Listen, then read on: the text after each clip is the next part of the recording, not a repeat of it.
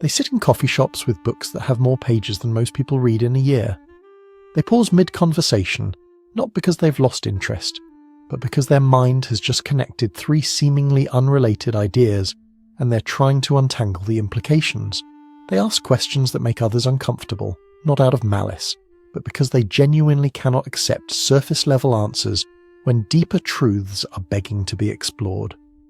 These are the deep thinkers, and they are struggling in ways most people never notice. You know them.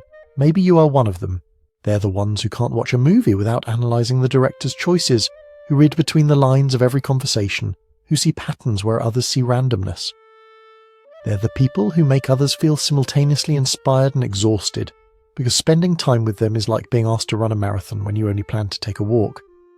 But here's what most people don't understand about deep thinkers. Their struggle isn't just about being misunderstood or feeling lonely. It's about existing in a world that has systematically devalued the very thing that makes them who they are. Their minds. We live in an age of instant everything.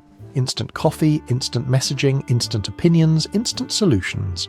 The modern world rewards speed over depth, reactions over reflections, clicks over contemplation. And in this environment, the deep thinker becomes an anomaly, a glitch in the system that everyone else seems to navigate so effortlessly. Research from UCLA shows that our exposure to technology has fundamentally altered how we process information.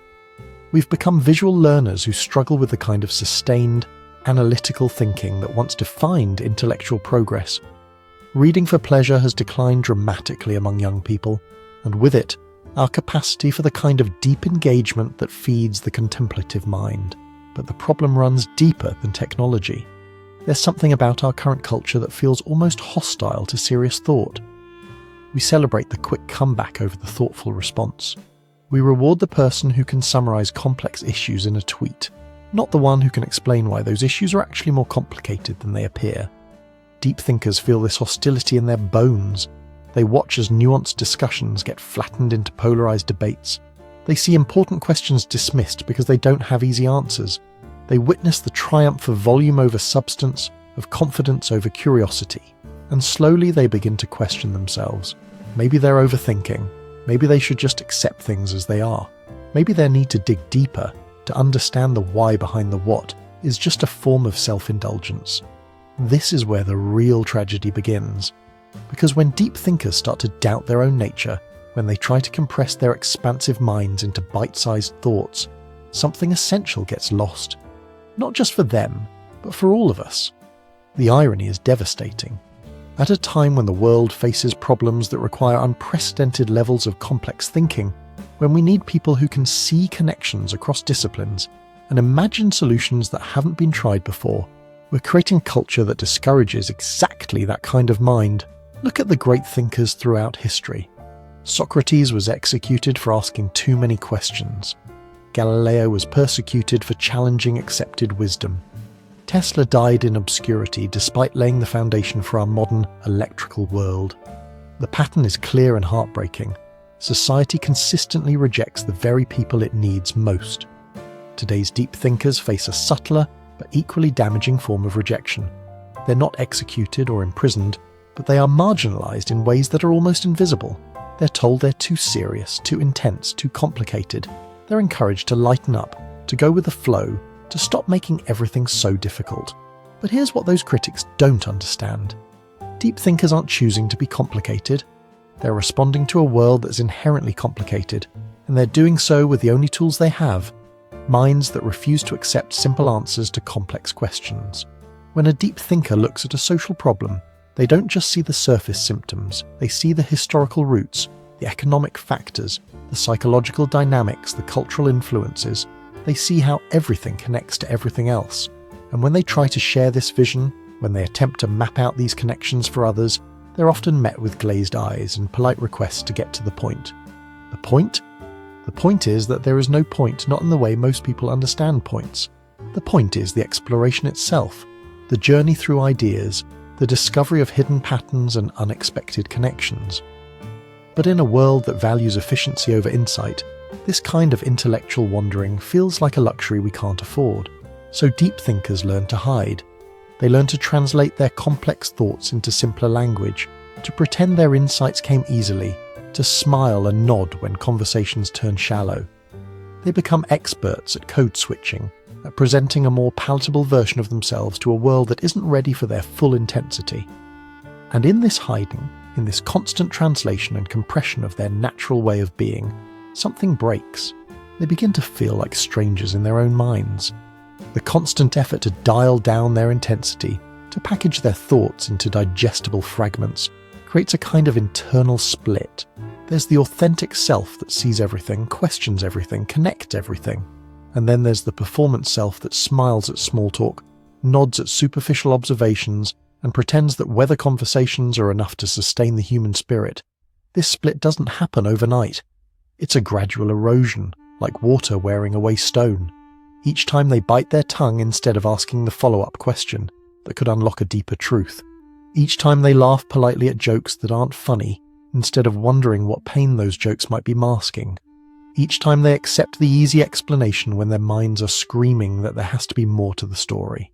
The psychological cost of this constant suppression is enormous. Studies published in the Journal of Research in Personality reveal that people who regularly suppress their natural thinking patterns experience higher levels of anxiety and depression. But for deep thinkers, it goes beyond clinical symptoms. There's a specific kind of exhaustion that comes from living in perpetual translation mode, from constantly having to explain not just what you think, but why you think it matters. They develop what psychologists call cognitive dissonance, but it's more personal than that clinical term suggests. It's the daily experience of knowing that your mind works differently, that you see things others miss, that you make connections others can't follow, and yet being told repeatedly that this difference is somehow wrong. The modern workplace amplifies this struggle exponentially. Corporate culture rewards quick thinking over deep thinking, immediate solutions over thoughtful analysis. Meeting rooms fill with people who mistake confidence for competence, who confuse speaking first with thinking best.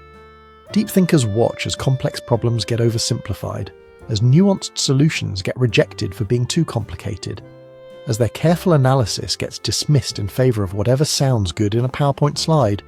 They learn to present their insights in ways that don't threaten the status quo. They develop strategies for introducing complex ideas gradually, testing the waters before diving into the depths of their actual thoughts. But even these careful approaches often fail, because the problem isn't just about presentation. The problem is that deep thinking itself has become suspect in a culture that equates complexity with confusion. Social media has weaponized this anti-intellectual bias. Algorithms reward content that generates immediate emotional reactions, not content that provokes sustained thought. The person who can reduce a centuries-old philosophical question to a meme gets millions of views. The person who wants to explore that same question with the nuance it deserves gets ignored. Deep thinkers scroll through feeds filled with oversimplified takes on complex issues, watching as important conversations get flattened into slogans and sound bites. They see how platforms designed to connect people actually fragment understanding, creating echo chambers where shallow agreement replaces genuine dialogue. But perhaps the most painful part of this experience is the loneliness. Not the obvious loneliness of being physically alone, but the subtle loneliness of being intellectually alone even in crowded rooms. It's the isolation that comes from realizing that most people aren't just uninterested in the questions that fascinate you. They're actively uncomfortable with those questions. They start to wonder if they're broken somehow, if their need to understand, to dig deeper, to see the connections that others miss, is actually a form of dysfunction. They begin to envy people who can accept simple explanations, who can enjoy surface-level entertainment, who don't feel compelled to analyze every interaction for its deeper meaning. This self-doubt becomes a secondary trauma, layered on top of the original wound of not belonging. Because when society tells you that your greatest strength is actually a weakness, when the thing that makes you most yourself becomes the thing you have to hide, you start to lose track of who you really are. The tragedy deepens when you realize that this isn't just happening to isolated individuals. We're creating an entire generation of people who have learned to distrust their own depth, who apologize for their complexity, who dim their intellectual lights to avoid making others uncomfortable. So here we are, at the crossroads of understanding. We've traced the quiet suffering of minds that see too much, feel too deeply, think too carefully for a world that rewards the opposite. We've watched as deep thinkers learn to compress themselves, to translate their expansive thoughts into bite-sized pieces that others can swallow without choking. But maybe the real question isn't how to fix deep thinkers, or how to make them more palatable to a shallow world. Maybe the question is how we got here in the first place. How we created a culture so afraid of complexity that we punish the very people who could help us navigate it. Because here's the truth that cuts through all the noise. The world needs deep thinkers now more than ever. The problems we face, the climate crisis, social inequality, technological disruption, these aren't issues that yield to quick fixes or simple solutions. They require the kind of minds that can hold multiple perspectives simultaneously, that can see patterns across time and disciplines, that can think in systems rather than symptoms. Yet we continue to marginalize these minds, to make them feel broken for being exactly what they are. We tell them to lighten up while the world burns from our collective inability to think deeply enough about what really matters. If you recognize yourself in this story, if you felt the exhaustion of constant translation, the loneliness of intellectual isolation, know this. You're not too much. You're not broken. You're not the problem. Your depth is not a defect to be corrected, but a gift to be honored, even when the world seems determined to convince you otherwise. And maybe that's where healing begins. Not in learning to think less deeply, but in refusing to apologize for thinking deeply at all.